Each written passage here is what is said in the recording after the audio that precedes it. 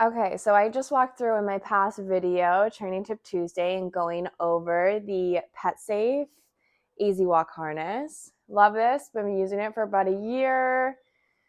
Just realized I've been using it the wrong way, but so now we're using it the correct way, though I do switch it back to my old way for swimming.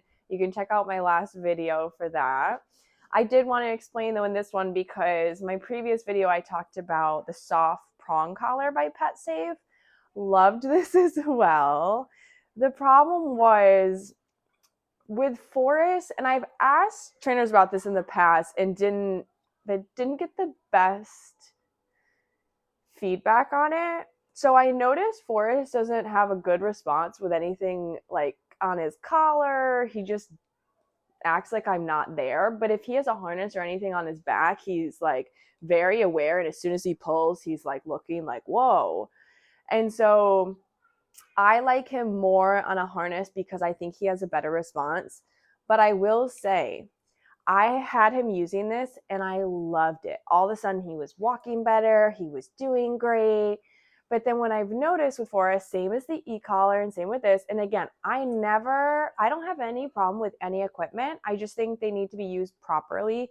And I'm not trained in prong collar, so I've never been educated on how to do it. I don't want to create a traumatic experience for him, and I don't want to create any neck lacerations or anything that could physically harm him. So I'm very careful about always trying to use a trainer, and currently I'm finding one. And so until we do, we've been kind of trying to figure out the best things we can for right now, but we're hoping to get in with one very soon. And so one of the things that I noticed with this was Forrest was walking great for like a week or 2 weeks, and then little shark. And then all of a sudden, he started to get a lot more reactive. And I noticed this with the e-collar, and it happened after, like, again, like a couple weeks. Like, at first, he was responding great. He was doing great. Other dogs respond great. Some other dogs don't. Every dog is their individual. It's just like people. It's just like having different trauma and therapies and whatnot, and just your mental. So once I started, and I don't know what it is with him. I don't know if he's already like, I'm amped because there's something around my neck and I hate this, so now I hate you. And he's like projecting all his stuff. I don't know. I can't be inside of his brain, but all I can notice are the variables that change. And the variable that changed was the reactiveness, and more like just like, I don't like you anymore. I'm not going to respect you. I'm not going to listen to any commands. I'm not. So it's just like all of a sudden he switches, and it's not, maybe it's a little bit rebellion, but I also can't risk that rebellion with him and me not knowing how to handle that properly. So that's why I want to talk to a trainer about this and get educated and to see.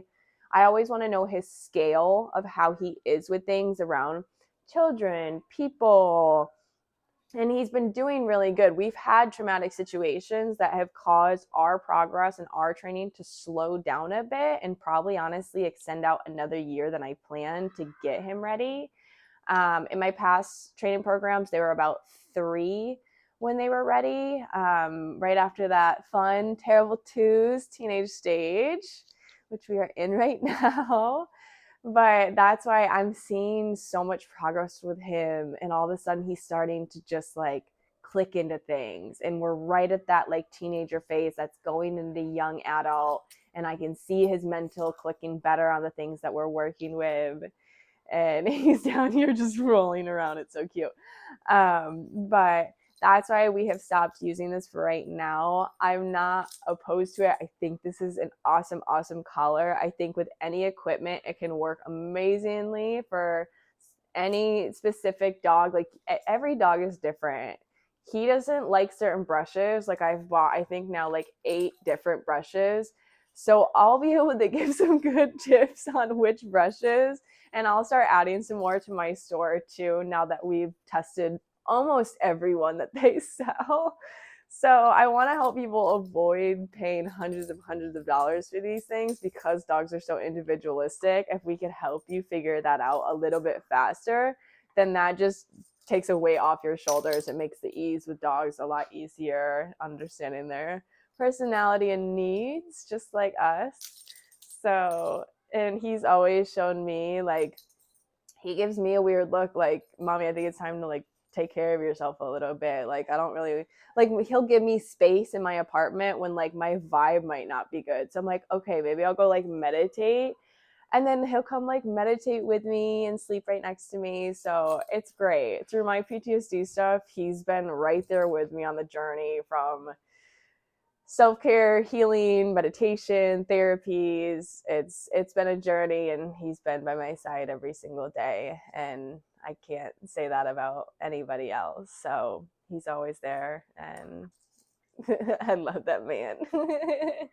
So I hope this helped, and if you have any equipment you'd like to see, trainer recommendations for me that you'd like me to try out, I would love to find a really good one who understands the breed, understands equipment, and understands dogs' mental health matters too.